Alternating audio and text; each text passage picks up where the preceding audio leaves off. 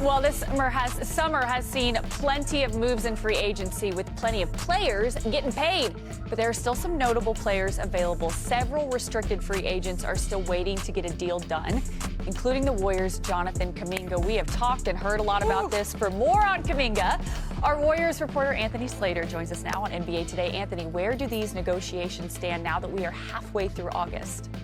Well, there's been renewed conversations between the two sides. There's dialogue, but as y'all know, talking doesn't necessarily equal movement. You know, they've shared contract concepts and opinions about the whole thing, between each other this last week, dating back to last weekend. But, Kuminga wants more of a player-friendly deal, more of a signal of that he's a building block, not just a trade asset.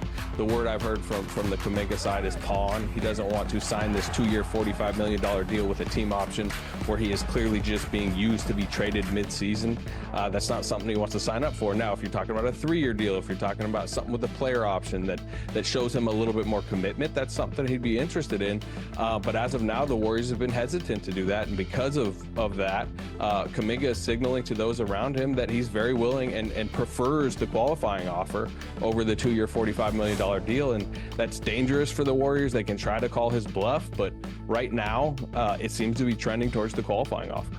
Well, it's not just that this situation is happening with Kuminga, it's that it's halting any other off-season moves that the Warriors can make. So what's their plan to fill out the rest of that roster? Yeah, I mean, it's the same name we've all been talking about for, 6 weeks now, right. 7 weeks. Yes. Al Horford, he's clearly ticketed to be their starting center if that gets wrapped up. DeAnthony Melton is a name that they like. Steph Curry.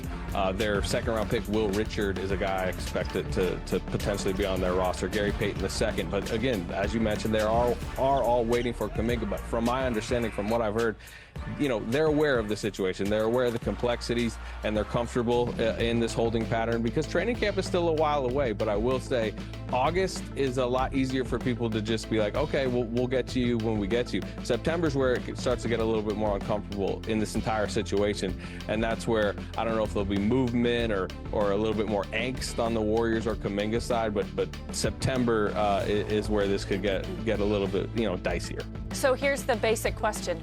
What do you think happens next? Yeah, again, unless the Warriors are willing to up their offer or reopen sign and trade conversations, which they've shut down to this point, people can question whether Jonathan Kuminga will willingly not take $14 million more, and take the 2-year, $45 million deal.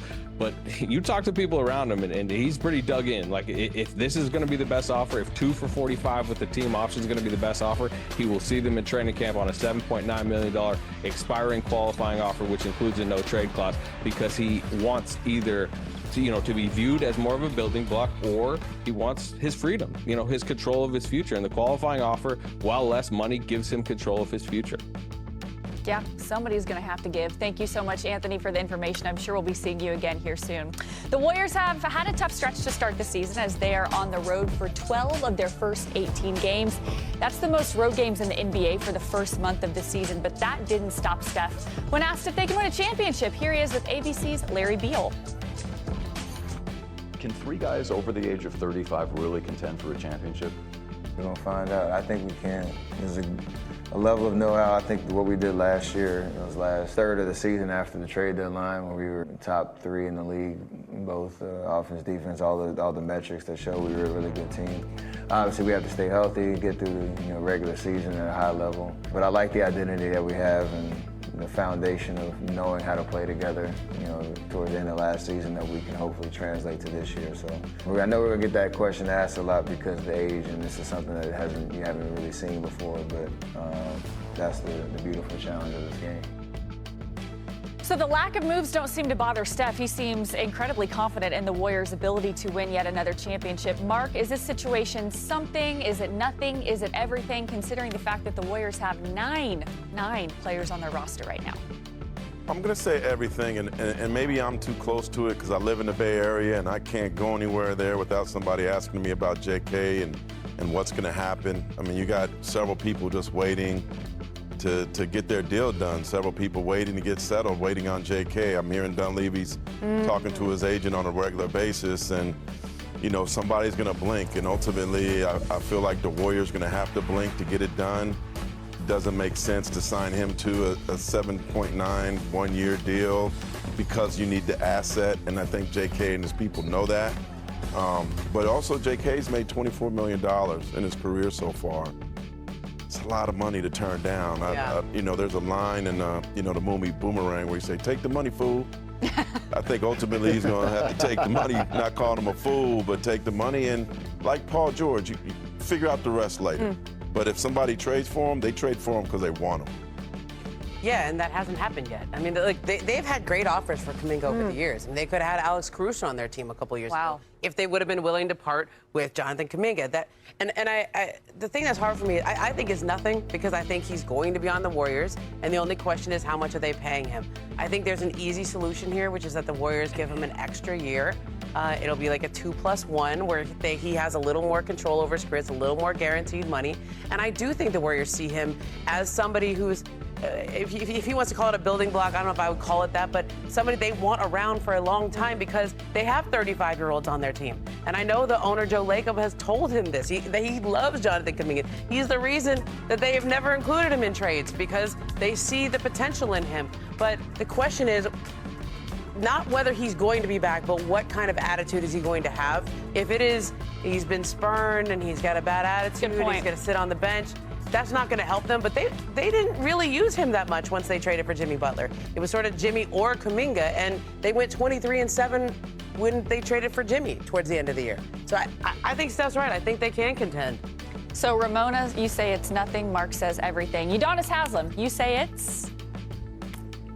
I'm not going to overreact, but I think it's a little something. But I'm going to say this right now. I've been in this league a long time, and if you have Jimmy Butler's heart, you have the IQ of a Draymond Green, and you have the greatness of Steph Curry, and also the experience of Steve Kerr, and you got a chance on any given night against any team in this league. But what you don't have is the youth and athleticism that Jonathan Kuminga possesses. So they need a guy like that. If it is not Jonathan Kuminga, then another guy that can be a Swiss Army knife, that can guard multiple positions, and that can get up and down the floor and go vertical from time to time. They need a guy like that. So if it's not Kuminga, then they need another guy like that. But I'm inclined to say, like, try to make this situation work. But I'm looking around, I'm looking at the Chicago Bulls, and I'm looking at the Golden State Warriors, and I'm saying, Josh Giddey looked like a guy that could fit great over in Golden State, and Jonathan Kuminga looks like a guy that possibly could fit good in Chicago.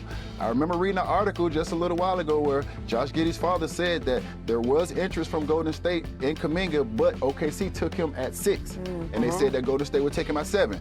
So I'm just saying, this might be a solution. I'm no GM. This might be above my pay grade, guys, but this might be a solution to some people's problems.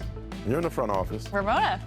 Look, I think Josh Giddey's looking for a deal that's more like $30 million a year, and the Bulls are around 20. I do think that you make a very good point, UD, that he would fit the way the Warriors play. He's a smart player. He moves the ball. And he's tall, and he gives them some size. You can play him as a defensive 5 if you want with Josh Giddey, even though he's a point guard. So I think he would fit very well there, but I don't know if they're going to meet his price point either, because they obviously are restricted in what they can pay him based on the other salaries they have with their vets. Well, whatever they do, it's going to be on national television a lot. The Warriors have 34 national TV games, not a big change from last year. Here's a look at the biggest changes of national TV games compared to last year. The Pistons and Thunder are among the biggest risers, and the Suns are the biggest fallers.